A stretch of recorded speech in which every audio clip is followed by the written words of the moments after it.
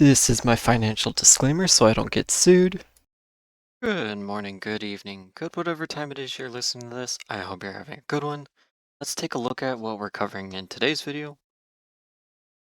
In tonight's video, I'll be going over the datasets, the earnings, and doing a quick SPY technical analysis for January 27th, 2026. And with that said, let's go ahead and jump straight into the data. Now for Monday, the 26th, we did not have a lot of data. We primarily just had the GDP now and the 2-year note auction. We anticipated that the note auction would come in a little higher yield today. That was again fully anticipated. And the Atlanta Fed GDP came in at, the same reading of 4.5. Excuse me, I'm reading that backwards. 5.4%. Now, one thing that is interesting is we did see the durable goods orders increase pretty drastically. The forecast was only 3.1%. The previously was negative 2.1%, and this is an increase to 5.3%. So orders are starting to pick up very, very slightly, and this is for November. Again, we are still catching up on data, so just keep that in mind. Now, for Tuesday, we have the ADP weekly employment change. The last few readings have been very, very poor, so there's no forecast amount on this one. We'll see what it comes in at. We know that there has been weakness in the labor market, so just keep that in mind. I'm not too concerned with these two data sets, the HPI composite.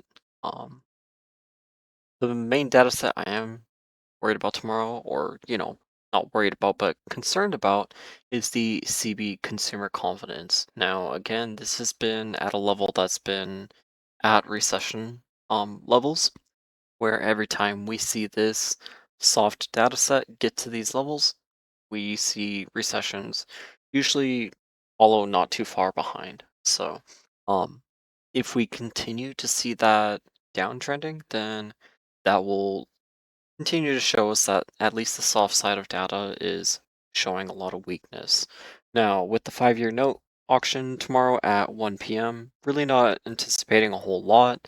Again, we're expecting just a very, very small increase in the yield, but nothing major until we start hearing the, you know, the speeches from President Trump. Now, Trump was originally slated to speak, hold on. He was originally slated to speak at 8:30 on Tuesday, but it looks like that's shifting to 2 p.m. instead. So, um, ignore what it says on the data notes portion. That's going to be 2 p.m. instead of the 8:30 a.m. Now, I do expect a lot of volatility with what President Trump has to say.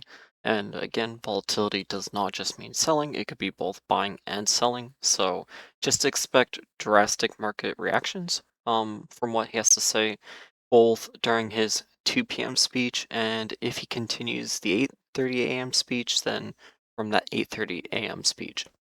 Now, again, with him speaking tomorrow, him being President Trump, um, we know that there's contention between him and the Fed president right now. And um, with the FOMC coming Wednesday, with the expectations pretty much, I believe it's around 97% on the CME Fed futures right now, or a pause. Really wouldn't expect or anticipate anything outside of the pause. I think it'd be sort of foolish at this point to anticipate anything other than that pause, unless there's some massive major concern that the Fed sees that has not been released within other data sets. But generally, that's something they would call more of an emergency meeting towards. So far, we haven't been seeing that sentiment, so I'm not too concerned. So really, tomorrow's data isn't a whole lot. Um, isn't the major data sets for the week. It's really coming Wednesday and Thursday. But again, President Trump's speech tomorrow can definitely cause volatility. Now for the earnings tomorrow, again we have United Health Group in the morning, followed by some other interesting companies that I'm not really interested in, like Boeing, GM, Yeah, whatever.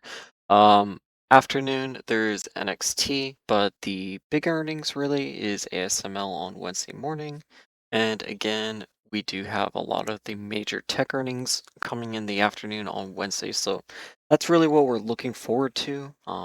Tuesday isn't the major earnings day this week. It's really the Wednesday and Thursday. So yeah, not looking forward to a whole lot, other than United Health Group just because I own shares, and Elevance, in the pre-market on Wednesday. But other than that, nothing too exciting there. If you're enjoying this, please check out my Patreon. For just $1 a month, you can join our community chat and access our tools like the Unusual Whale Spot and our own personal GEX and DEX market positioning. My $12.99 premium tier gives access to my personal trades, 2 live classes a week, which are on Wednesdays and Sundays, and direct support from myself. The links to join are below, but you can also join through patreon.com/wooksy. Thank you for supporting me to help you build skills for a lifetime. Very quickly going over the SPY technical analysis. As always, let's ensure our moving averages are turned on and the Bollinger Bands and daily time frame. And let's get into it. Now, we had a fairly bullish day. We did see the VVIX elevated, but it was not elevated to the point where we were seeing increased selling. Overall, the VVIX was pulling down for the large majority of the day, which for me is a signal that it's starting to taper. When people are tapering from buying equity insurance, which that's what the VVIX is tracking, um, to me that's a signal for upside within equities. And I've explained how the VVIX works many times before. I'll explain it again, not in this video, but probably one later in the week. With that said, we had some very, very bullish and promising signs overall today. And that's outside of the price action. That's talking just the actual moving averages themselves. Now, with the close being very close to that 693, that's pulling our 5 mAh all the way up towards that 689 range. I'd be very, very, very surprised if we don't see the 5 mAh at 689 tomorrow, or above that. But very likely that above that range would be more of upside buying if we see continued upside buying from this range. Sorry, it's hard to talk right now. I have a really bad sore throat from some flu that my daughter and wife had. Anyway, excuse me. Anyway, with that said, the 5 mile is going to be around that 689 range. And if you look at the other moving averages, you could see that two other very, very key moving averages are at that 689 range, both the 10 mAh and the 20 mAh. What this is slowly turning into is upside consolidation of the moving averages, which is a bullish thing. An example is right in this range, and I would circle it, but I have a lot of drawings on here and I just don't want to make a mess of the screen right now. But right in this range, it's very, very similar to what we're seeing right now, how we had a very large sell down. We see the 10 moss slowly pulling down like we are right now. We had a very large sell down. We see the 5 mall pulling down very aggressively, 5 mall pulling down very aggressively, and it pulls down all the way below the 20 mall. Again, below 20 mall. And from that move below the 20 mall, we suddenly see all this buying, buying, buying, and from that consolidation range, it became almost an upper Bollinger move. That's kind of what I'm expecting in here, because as of tomorrow's open, the 5 mil will pretty much be right at that crossroads of, breaking the entire bearish downside and starting to recreate that bullish trend. And once that bullish I can't talk, I apologize. Once the bullish trend restarts, then all we have above us is two different levels to really contend with, and that's the top of this cup, which is that 696.09, and that's all-time highs, and above that is our upper Bollinger. So we've been really looking for an upper Bollinger move for quite a while. We've had two different times where it really evaded us, and it was very close to that move. This one especially, I thought we'd see that 5 mod test, push up to the upper Bollinger, and then pull down. Didn't occur like that. Got very close, but was a rejection of that range. So technically, we have not had an upper Bollinger move since late October. The market is very, very due for one. With the 20 holding its range, and I talked about this in last night's video, how if the market price starts pulling above this 20 then this 20 is not going to be pulling downward. It'll be still slowly pulling upward. And what that does is it reopens the upper Bollinger back up to the upside, and the lower Bollinger will slowly start pulling back up to the upside. As you can see, the upper Bollinger is slowly starting to curve back up here. That means the 20 is wanting to pull back up. So with this upper Bollinger move, um, we really need to see the 5 mile fully break out of the 10 mile and 20 mile range, which truly that's one or two trading sessions of buying away. So I'm fully anticipating that occurring.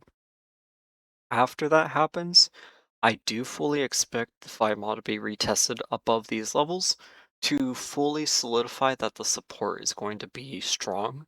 So whether that means we pull up to this 696.09 and then have a rejection down to the 5 mile, just be prepared. I am really anticipating another 5 mile test to occur in here, prior to the upper Bollinger move. Sorry, it's really hard to talk tonight. With the upper Bollinger move and with the 20 mile pulling upward, that means that the upside on this upper Bollinger move is slowly expanding upward. So each and every session, we see the upper Bollinger expand to the upside. That further expands our target of what we're expecting out of this push. Once this push actually goes through. Sorry, it's really hard for me to talk tonight. I apologize. Um, That's pretty much the technical analysis. Really, we're seeing a lot of very, very, very good signals in here. We broke out of this really, really kind of gross consolidation that we saw last week, and now we're slowly filling this cup back up to the upside. And from this cup, we've been sitting in a ton of bullish structure, like we've talked about the last few weeks now, last few months actually. And from this should create a break up to the or a break to the upside, really pushing all new all-time highs, really breaking into that 700 range. That's something we were really truly anticipating back when the market hit this 697, but it turned into a rejection. From that rejection, just collecting liquidity. All of this was just very, very narrative driven, and we talked about that fair value gap. This fair value gap is just being entirely refilled, and now the market is basically back to trading where it was. So, now we just need to solidify the support up here, and it's off to the races to the upside. I'm very bullish right now. I know there's a lot of market conditions and economic conditions and overall macro conditions that can cause major selling, but looking at what the actual signals are telling us right now, and I'm going to turn off the Bollingers here. Moving averages, this is the VVIX. We're seeing a very nice head and shoulders forming here. Now, usually I don't care about structure too much within the VVIX, but structure does always play a role to a point. Um, so what we're looking for this selling to break back down into this yellow range, which is that major indecision range, and then back into the green range. And again, I'm fully anticipating that. I'm fully expecting that. Um, but this can still turn very volatile very quickly. Do you have President Trump speaking? And excuse me, and if we see this pull upward very, very aggressively, then absolutely we're going to see selling within the SPY, and selling within the SPY from the current range would be a rejection from all of this consolidating moving averages, and that would pull the 5 mile back downward. So we're not fully out of the woods yet, but it's looking very, very likely. This looks like a very solid bounce to the upside. Again, I'd be very surprised if it doesn't. We're seeing the bounce within SOXX right now as well. It did hit 341 during the trading session today, which is totally which looks exactly like a 5 mile test that we talked about. How we were anticipating a 5 mile retest to the downside before seeing potentially another upper Bollinger push. And again, this is the daily time frame, so even though SOX has and this the semiconductors, even though SOX has been pushed up very, very heavily, it hasn't been pushed up above the upper Bollinger in quite a while. And I know it's been a little less than a month, um, but it wasn't a major upper Bollinger push. It wasn't something that was very, very drastically pushing above the upper Bollinger compared to some of these ranges in here. This was just a very, very small upper Bollinger push, and from there, it's just been a lot of consolidation from the upper Bollinger rejection back to the 5 mile retest, upper Bollinger rejection, back to the 5 mile retest, upper Bollinger rejection, back to the 5 mile retest, all the while setting new ground the entire time while doing it.